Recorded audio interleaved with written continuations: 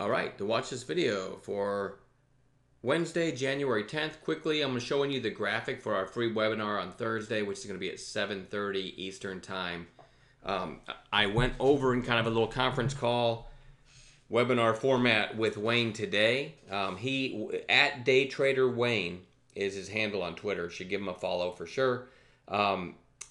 He showed me all the slides today, and he does these. All these webinars, he completely puts them together. I show up and I'll chime in if I think I have something worthwhile to say, but he absolutely deserves all the credit for these. And I think this is going to be one of our best ones ever. I should say one of his best ones ever. Like I said, I'm more of a guest in these things, but he did a great job. And this is a fantastic topic. And the more I read all the slides and everything, you guys are going to love it. So absolutely show up. I'm going to put the link to register in the description to this video just to make things simple. All right. But it is absolutely going to be worth it. Very educational stuff. And hopefully it can help get you over some of those fears in trading. You can see the SPY here. I don't know, what, 6-7 days in a row up. Super strong.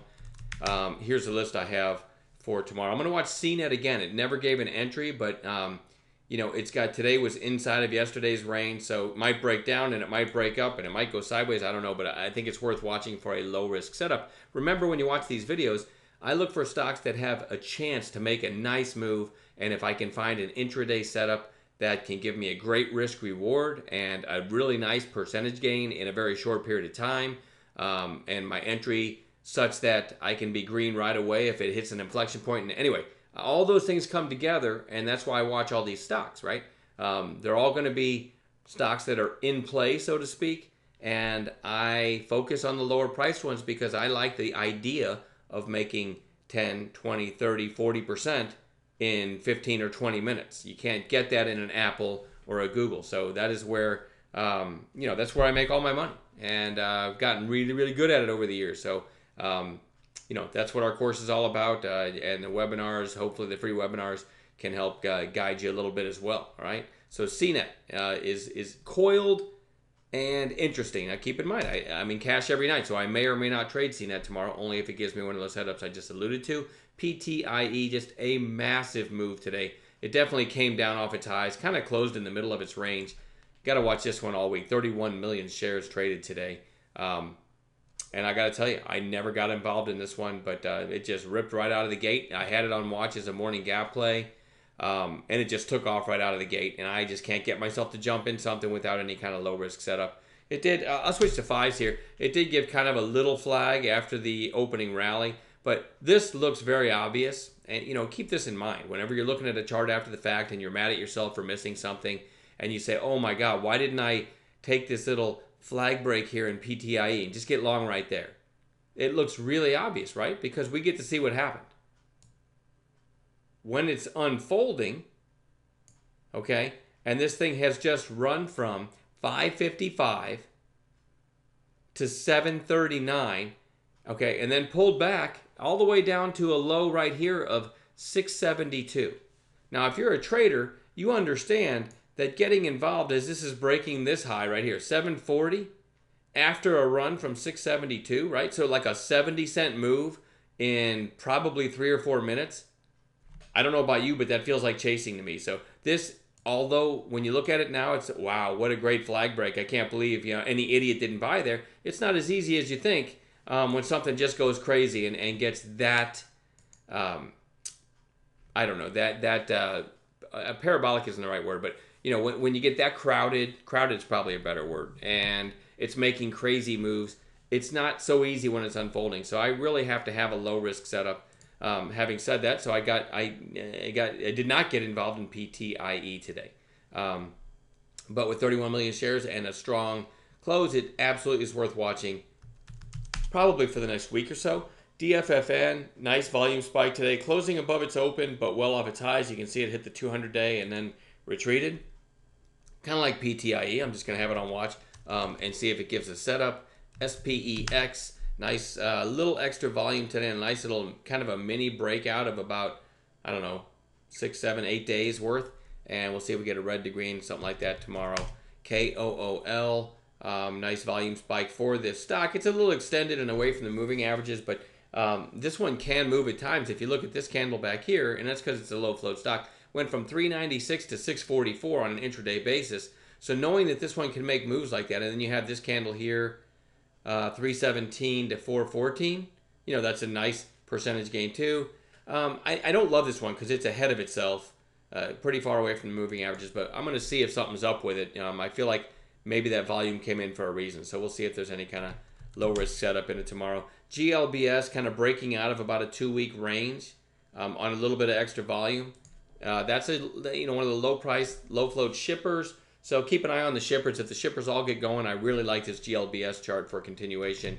GSUM, I don't think I've ever traded this one before, but nice volume spike today, and maybe a red to green and something like that. It's, again, like the others, it's away from the moving averages now, so we'll have to have a good setup. HMNY isn't that interesting, except that in after hours it went up to like 810, I think. So it's trading above this range. So let me go to 60s. Yeah, so it's trading up here. So kind of above this whole island down here. So absolutely worth watching tomorrow. I guess they had some after hours news. Same thing with TNDM.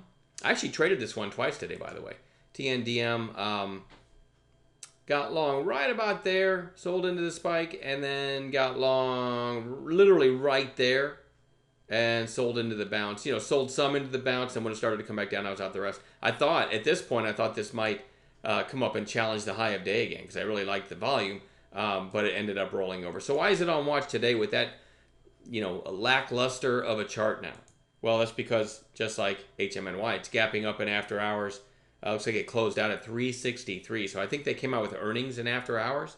So let's do what we did with HMNY. Look at like 60. Well, let's go to 15s because sometimes when I show 60s on eSignal, it includes the after hours, which is weird.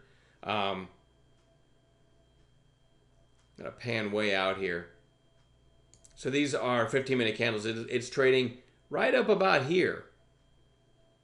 Somewhere right about here in after hours. So possible gap and go tomorrow. This one's super interesting to me, and I'm going to zoom back in now. Here's the daily again to zoom in. So the most recent high was today's high of 340. This high back here was also, it was 345. So up over that is into the gap, right? And trading above that in after hours. So super interesting for a gap and go tomorrow. That's TNDM. VSI, it's just still flagging after this breakout here, still flagging, so that one goes on watch. VHC did this spike yesterday on nice volume and gave it all back, and then today starting to hold up pretty well. I really like it over 420, over today's high. That might take out this 430, and that might take out this 435, and then you can see again one of the prerequisites for something that I want to watch is I want it to be a stock that I know can move, right? There's some stocks that just never go anywhere. Their average daily range is like 20 cents. So I look at the last 6-month history, and in VHC, you had a really nice move back here in October, right? And it's coming out of nice support too. So this is one of my, it's a nickel spreader, so you want to be careful with it, but it's one of my favorite charts if volume comes in, all right? Gene gapped up, couple red days, and gapped up again today. And actually in after hours, this thing closed out at 165, so possible gap there, way away from the moving averages, so I want to be careful with that one, not in love with it. And then RENN, RENN, put in today's candle was inside of yesterday's. Pretty much one of those indecision days where it closed about where it opened, but switching to 15s here, it does seem to have found support right above 12. So the next logical move might be back up. Again, we talk about stocks that prove they can move. This RENN had a huge 2-day move and is starting to find support down here. So the next move might be higher. That's it. That's plenty to watch. All right. Enjoy the rest of your evening, and we'll add some gappers to this watch list as well in the pre-market together in the chat room. Teamwork's fantastic. Give me a shout if you have any questions, and we'll see everybody tomorrow.